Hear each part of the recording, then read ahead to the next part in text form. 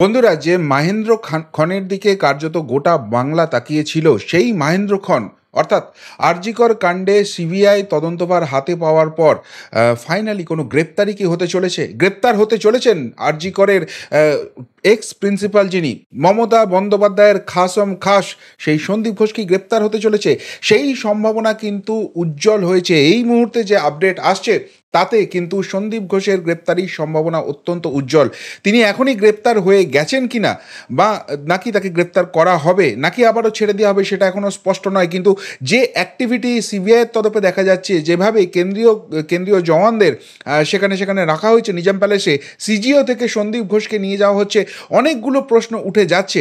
আপনারা জানেন যে এই সিবিআই তদন্তভার হাতে পাওয়ার পরের দিন থেকেই সন্দীপ ঘোষকে টানা জেরা করা হয়েছিল। এর মাঝখানে সিবিআইয়ের হাতে আরেকটি মামলা আসে, সেটা হচ্ছে আরজি করে দুর্নীতি সংক্রান্ত মামলা। তারও তদন্তভার কলকাতা হাইকোর্ট এই সিবিআইয়ের হাতে তুলে দেয়।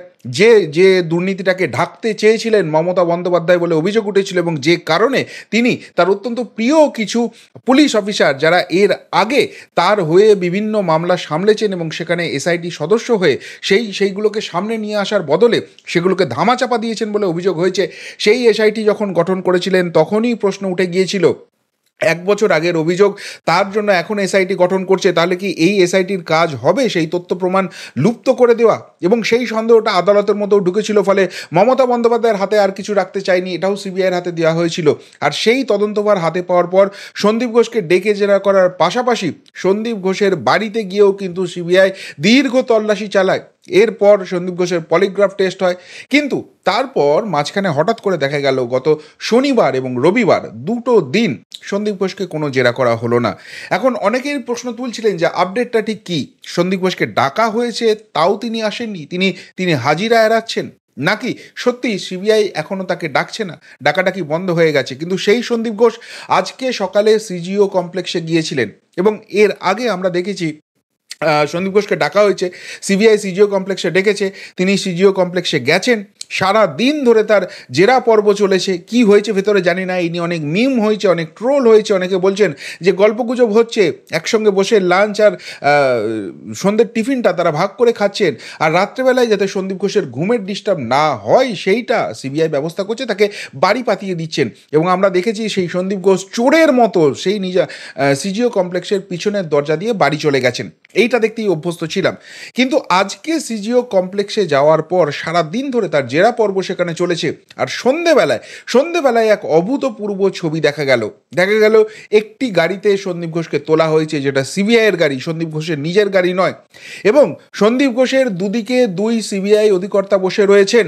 অর্থাৎ যেভাবে সিবিআই কাউকে অ্যারেস্ট করলে প্রোটেকশন দিয়ে নিয়ে যায়, ঠিক সেইভাবে তাকে বসানো হয়েছে, এবং তাকে সিজিও কমপ্লেক্স থেকে নিজাম প্যালেসে নিয়ে যাওয়া হচ্ছে। এবং এই নিজাম প্যালেসে প্রচুর কেন্দ্রীয় বাহিনীর জওয়ান মোতায়েন করা হয়েছে। এর আগে কিন্তু সন্দীপ ঘোষের যখন জেরা পর্ব চলেছে তখন কিন্তু কোথাও এত কেন্দ্রীয় বাহিনীর জওয়ান দেখা যায়নি। এর পাশাপাশি আরেকটা অত্যন্ত গুরুত্বপূর্ণ আপডেট, সেটা হচ্ছে যে এই দুর্নীতির তদন্ত করতে গিয়ে সিবিআই কিন্তু বহু মানুষের সঙ্গে কথা বলেছেন যাদের নাম এই দুর্নীতিকাণ্ডে উঠে এসেছে। তার মধ্যেই একজন ছিলেন দেবাশিস সোম, এবং তাকে প্রথমে নিজাম প্যালেসে ডাকা হয়। সেখানে তার জেরা পর্ব হয়ে যাওয়ার পর তাকে সিজিও কমপ্লেক্সে চলে যেতে বলা হয়। সিবিআই কিন্তু নিজে নিয়ে যায়নি, নিজামে কমপ্লিট হলো নিজের গাড়িতে। এই দেবাশিস সোম তিনি কিন্তু পৌঁছে গিয়েছিলেন সিজিও কমপ্লেক্সে, সেখানে তার জেরা হয়েছিল এবং তাকে তারপর বাড়ি পাঠিয়ে দেওয়া হয়েছিল, বাড়ি চলে যেতে বলা হয়েছিল। কিন্তু এই প্রথম আরজিকর তদন্ত হাতে পাওয়ার পর সিবিআই এমন একটা কাণ্ড করলো যেটা নিয়ে কিন্তু জল্পনা বাড়ছে। আর সেই জল্পনার মাঝেই সবথেকে বড় প্রশ্নটা, শেষ পর্যন্ত গ্রেপ্তার হবেন সন্দীপ ঘোষ?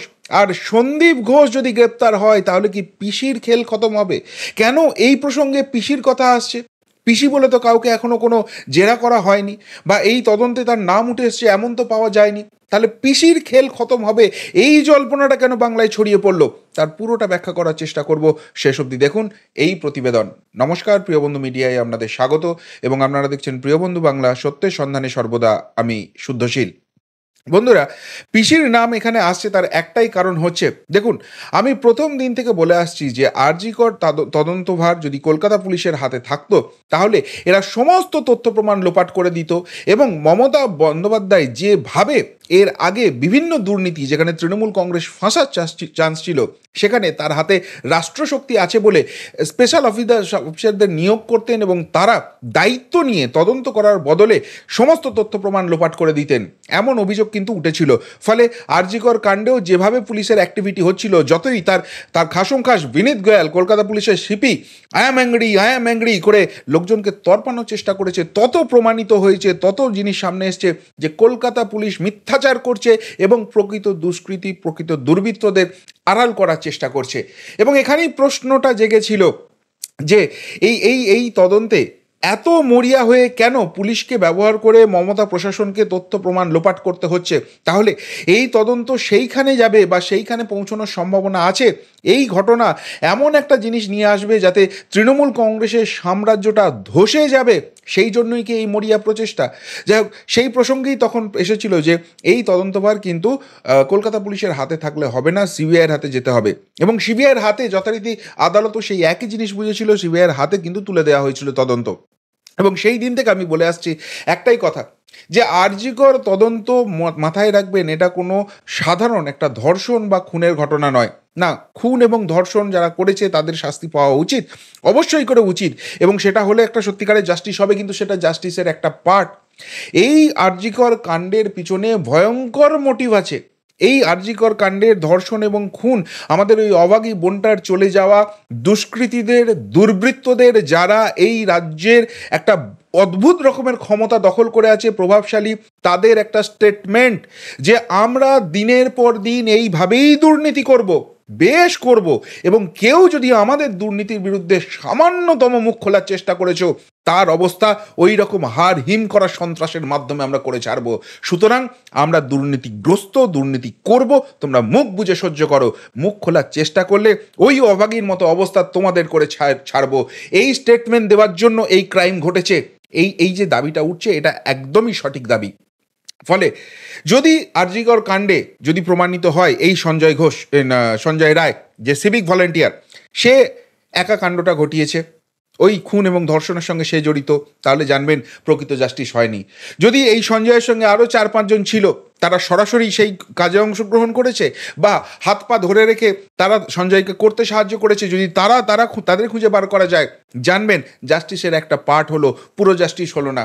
যদি দেখা যায় যে এই সন্দীপ ঘোষ এবং তার চেলা চামুন্ডারা একটা দুর্বৃত্ত রাজ চালাচ্ছিল, যার সামগ্রিকভাবে স্বাস্থ্য ব্যবস্থাকে ভেঙে দিচ্ছিল, সেই সন্দীপ ঘোষ এই সবের চাই মাথা, এবং সেই জন্য সন্দীপ ঘোষ গ্রেপ্তার হয়েছে, তার চেলা চামুন্ডারা গ্রেপ্তার হয়েছে, তবুও জানবেন যে এটা শুধুমাত্র জাস্টিসের একটা পার্ট হয়েছে।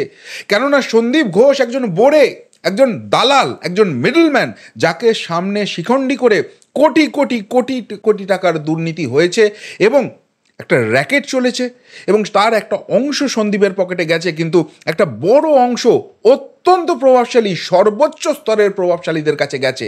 সুতরাং এই সিবিআই তদন্ত তখনই সম্পূর্ণ হবে, আরজিকর কাণ্ডের প্রকৃত জাস্টিস তখনই আসবে, যখন ওই সর্বোচ্চ স্তরের মাথাগুলো অবধি সিবিআই পৌঁছতে পারবে। এবার এই জায়গাটা আরও গুরুত্বপূর্ণ হয়ে যাচ্ছিল যখন আমরা বারবার দেখছিলাম যে প্রথম থেকে রাজ্য সরকার, খোদ মুখ্যমন্ত্রী বলছে যে সমস্তটাই খোলা খাতা, তাদের সিবিআই তদন্ত নিয়ে কোনো রকম কোনো অসুবিধা নেই। এরপর আমরা দেখলাম যখন এই সিবিআই তদন্তের জন্য জনস্বার্থ মামলা হলো কলকাতা হাইকোর্টে, তখনই প্রকৃতপক্ষে কলকাতা পুলিশ এবং রাজ্য সরকারের মুখোশটা খুলল। কেননা তারা যে মিথ্যাচার করছিল যে এই যে নির্যাতিতার পরিবার, তারা নাকি সিবিআই তদন্ত চায় না, তারা রাজ্য সরকারের উপর আস্থা রাখছে, অথচ দেখা গেল যে এই তৃণমূলের গুন্ডারা গিয়ে তাদের মুখটা বন্ধ করে রেখে দিয়েছে, তাদের ভয় দেখিয়ে রেখেছে, এবং সেখানে গিয়ে প্রকৃত সত্যটা উদ্ঘাটিত হলো। অর্থাৎ সিবিআই তদন্ত এই রাজ্য সরকার তখনই দিতে চেয়েছিল যখন সমস্ত তথ্য প্রমাণ লোপাট হয়ে যাবে। এই জন্যই মুখ্যমন্ত্রী বারবার সময়ের কথা বলছিল।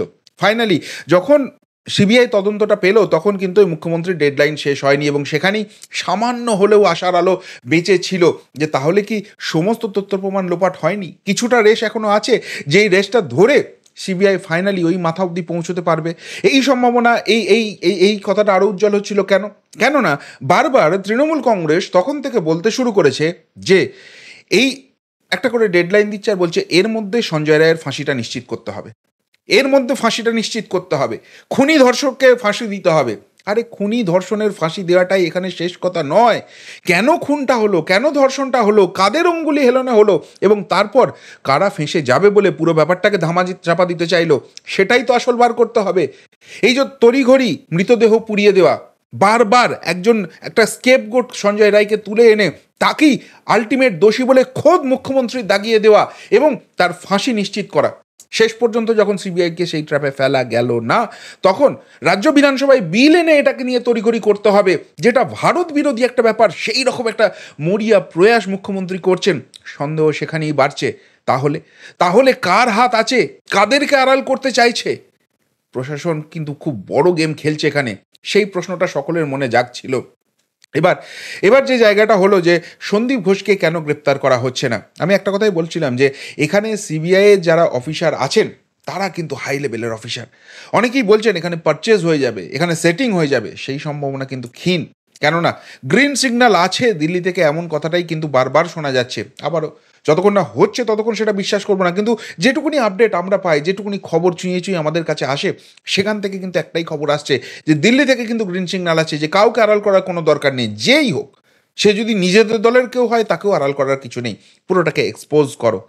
আর সেই জায়গাতে সিবিআই যে তদন্ত, এখানে আমি আরেকটা পয়েন্টও বলেছিলাম, যেটা কিন্তু যত দিন যাচ্ছে সেই দিকেই যাচ্ছে বলে ব্যাপারটা মনে হচ্ছে, যে এই তদন্তে যেগুলো ডিরেক্ট প্রুফ হতে পারত, ডিরেক্ট এভিডেন্স হতে পারত, তার একটা বড় অংশ ডিস্ট্রয় করে দেওয়া হয়েছে, এবং সেটা প্রশাসন এবং কলকাতা পুলিশের মদতে।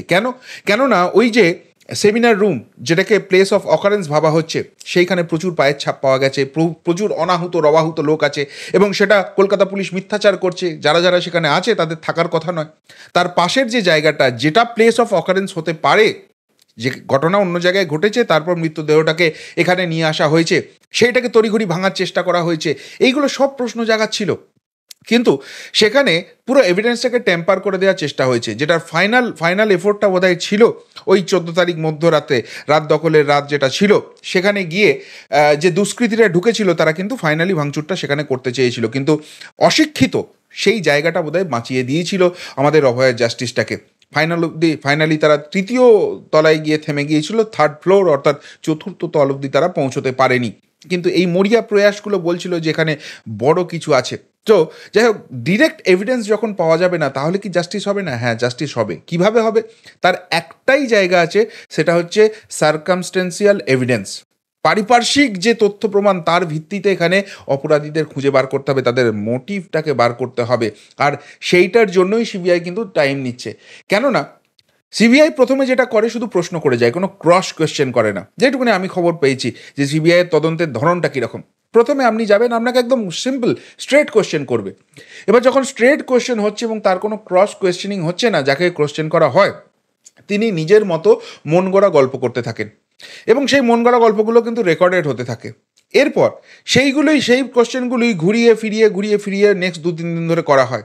এবার অবভিয়াসলি কেউ যদি গল্প বানায়, সেই গল্পটা কিন্তু বারবার ভার্সনটা চেঞ্জ হবে, এবং সেই জায়গাটা যখন এস্টাবলিশ করে দেবে, তখন পলিগ্রাফ টেস্টের আবেদন হয়, যে পলিগ্রাফ টেস্টটা ফাইনালি আদালত অনুমোদন দিয়েছিল এবং পলিগ্রাফ টেস্ট হয়েছে। এবং সেইখানে যখন দেখা যাবে যে হ্যাঁ, যখন প্রথম বক্তব্য রেখেছিল এবং পলিগ্রাফ টেস্টের মধ্যে ডিফারেন্স রয়েছে, তখন অ্যাকচুয়াল ক্রস কোয়েশ্চেনিং হবে, এবং সেই ক্রস কোয়েশ্চেনিংয়ে অ্যাকচুয়াল যাকে প্রশ্ন করা হচ্ছে, যাকে ইন্টারোগেট করা হচ্ছে, তাকে ভাঙার চেষ্টা করা হবে। এটাই কিন্তু সিবিআইয়ের নিয়ম, এবং সেই জন্য সিবিআই তদন্তে সময় লাগে। যেহেতু ডিরেক্ট এভিডেন্স নেই, সার্কামস্টেন্সিয়াল এভিডেন্স জোগাড় করতে হচ্ছে, এবং সেখানে এই সন্দীপ ঘোষের ভূমিকা, সন্দীপ ঘোষের বয়ান অত্যন্ত গুরুত্বপূর্ণ। এর মাঝখানে দুর্নীতি তদন্ত হয়েছে, তার বাড়ি থেকে প্রচুর তথ্য প্রমাণ এসছে, পলিগ্রাফ টেস্টের রিপোর্ট এসছে, অন্যদের যে জেরা করা হয়েছে সেইখান থেকে উত্তর এসছে, সেইগুলো নিয়ে ক্রস কোয়েশ্চেনিং হচ্ছে, এবং ফাইনালি আজকে কিন্তু সন্দীপ ঘোষকে আবারও 2 দিনের ব্রেক নেওয়ার পর সিবিআই ডেকেছিল। ওই 2 দিন অ্যাকচুয়ালি ব্রেক নেওয়া নয়, যে ওই 2 দিন অ্যাকচুয়ালি ভেরিফিকেশান চলছিল সন্দীপ ঘোষের বয়ানের, যার জন্য ক্রস কোয়েশ্চেনিং আজকে তৈরি হয়েছিল, এবং সেই ক্রস কোয়েশ্চেনিং হয়তো সকাল থেকে হয়েছে, এবং তারপর দেখা গেছে যে যে যে সম্ভাবনাটার কথা বারবার বিভিন্ন ভাইরাল ভিডিওতে, অডিওতে উঠে আসছিল, সেটাই সত্যি, যে সন্দীপ ঘোষের একটা অত্যন্ত বড় ভূমিকা আছে, এবং এই সন্দীপ ঘোষ একজন অত্যন্ত প্রভাবশালী, এবং কেউ বা কারুর অঙ্গুলি হেলনে তিনি এই সমস্ত কিছু করছিলেন।